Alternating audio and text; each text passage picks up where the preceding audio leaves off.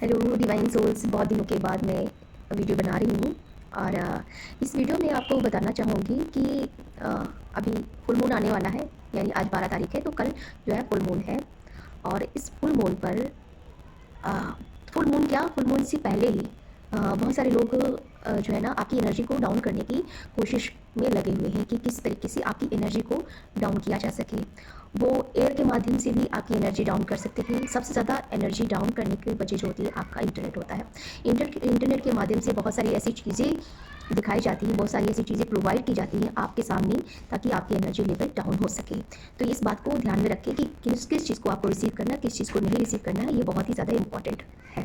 दूसरी बात कि कोई जो हिडन है, कोई एक या दो लोग ऐसे हैं जो बहुत ही हिडन तौर से आपकी एनर्जी के साथ मैनिपुलेशन कर रहे हैं।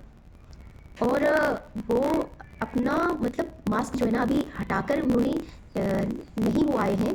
और उनकी हिडन एजेंडा है कि आपकी एनर्जी को पूरी तरीके से लो में लाना। उनका मेन मोटो है कि वो आपकी एनर्जी को किसी भी एनी हाउ वो आपकी एनर्जी को डाउन करना चाहते हैं। और दूसरी बात ये है कि जितनी भी आपकी ब्लेसिंग्स हैं वो स्टील करना चाहते हैं, आपकी ब्लेसिंग्स स्टील करना चाहते हैं, आपकी एनर्जी को स्टील करना चाहते हैं। और मैंने बहुत ज़्यादा बारीकी से एनर्जी पे वर्क किया है, तो मैंने ये चीज़ पाई है कि जो भी व्यक्ति आपकी एनर्जी को स्टील करने आते हैं, वो अपनी एनर्जी, अपनी गंदी वाली जो एनर्जी है वो आपके अंदर इन्वर्ट करते हैं, इन्वर्ट करने की कोशिश करते हैं। तो जितनी भी उनके शरीर में परेशानी होगी या फिर उनके अंदर कोई किसी भी तरीके के डिफेक्ट होंगे, वो आपके अंदर आ जाते हैं। कुछ पल के लिए जब आपको पहले डाउन किया जाएगा, आपके मोरल को डाउन किया जाएगा, आपकी सेल्फ स्टीम पर अटैक किया जाएगा। जब आप इस तरीके से बिल्कुल डाउन हो जाते हैं, फिर वो आपकी एनर्जी को स्नैच कर लेते हैं, स्टील कर लेते हैं, क्योंकि तब उनको आसानी रहती है आपकी एनर्जी को चुराने में। तो ये चीज़ ध्यान रखिएगा, अपने मोरल को बिल्कुल भी डाउन मत होने दीजिएगा। अगर आप मोरल अपना डाउन करते, अपनी एनर्जी को डाउन करते हैं, तो वो एनर्जी आपकी छीन सकती है। दूसरी बात, एक चीज़ और भी बता दूँ, ये जो ईयर है वो एक तरीके से देखा जाए चंद्र केतु और उसके साथ साथ मंगल का ईयर है।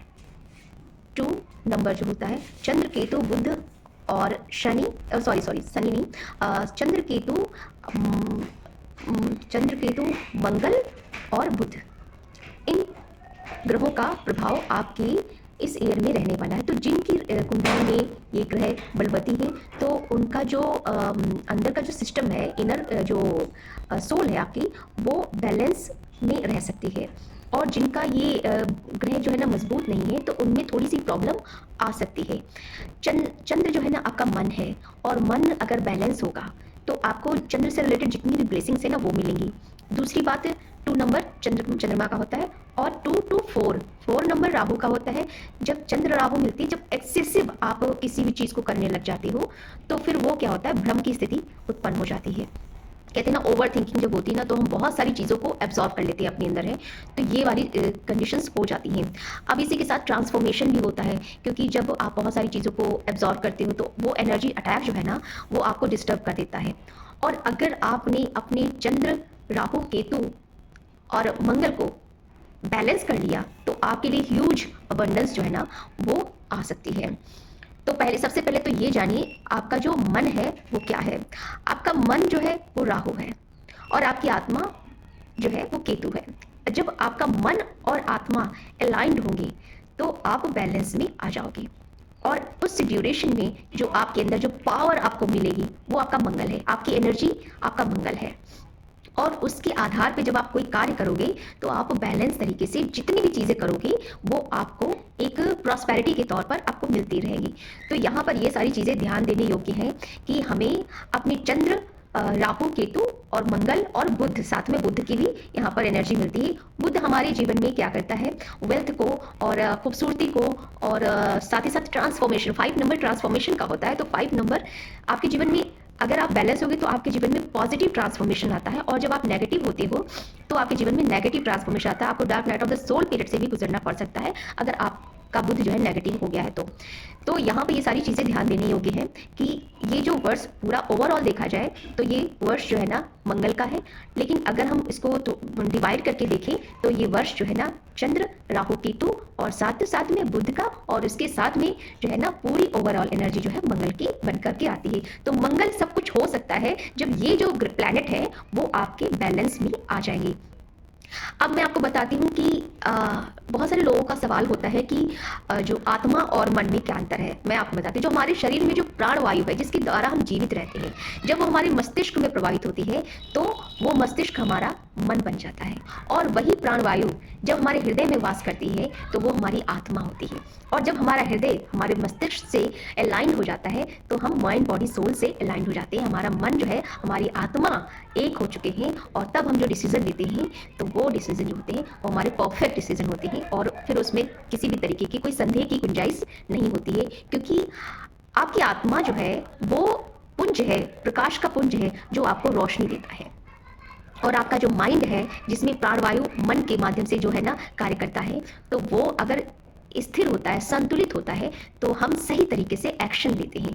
तो यहाँ पर जब आपकी प्राणवायु संतुलित रूप में आपके दिमाग में प्रवाहित हो रही है तो और वही प्राणवायु आपके हृदय को भी प्रभावित करती है और आपके हृदय को संतुलित रखती है, तो यहाँ पर दोनों का अलाइनमेंट होकर के आपकी आत्मा की जो आवाज़ है वो दोनों आपका माइंड सुन लेता है, और दूसरी बात आप एक दूसरे से अलाइंड हो जाते हैं, यानी आपका मन और आपका हृदय अलाइंड हो जाता है। तो आपके जितने भी कार्य होते हैं वो सुचारू रूप से होने लगते हैं। तो ये बात क्लियर हो गई है। अगर किसी को इससे रिलेटेड कोई सवाल हो तो आप पूछ भी सकते हैं। इसके अलावा बहुत सारे जो लोगों का सवाल होता है कि हमने आत्मा तो देखी नहीं है, तो क्या आत्मा दृश्य रूप में हो सकती है? हमने क्या आत्मा का कोई स्वरूप होता है? हवा हम महसूस करते हैं, हवा को हम महसूस करते हैं, वैसे ही हम आत्मा के जो प्रकाश को हम महसूस कर सकते हैं। जो चीज़ें अदृश्य होती हैं वो शक्तियाँ होती हैं।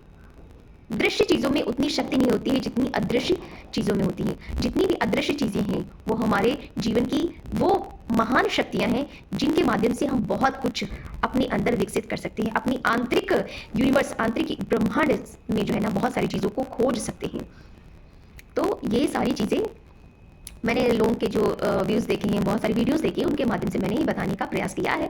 अगर मैं कहीं पर भी गलत हूँ तो आप मुझे सुधारने की भी कृपा करेंगे तो ज़्यादा अच्छा रहेगा, मुझे अच्छा लगेगा। अगर मैं कहीं पर गलत हूँ तो मैं चाहूँगी कि लोग मुझे बताएं कि कहाँ पर मैं गलत हूँ।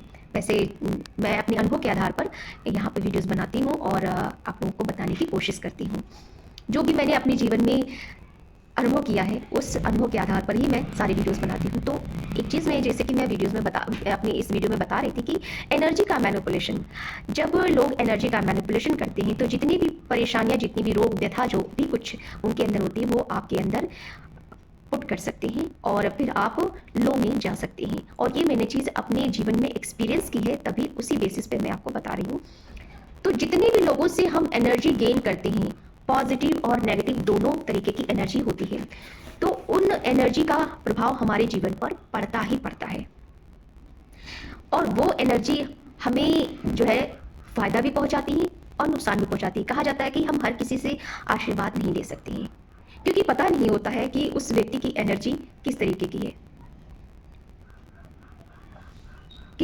जब हम किसी से आशीर्वाद लेते हैं, बहुत ही गुणीजन या फिर सज्जन व्यक्ति के या फिर किसी संत महात्मा से जब आशीर्वाद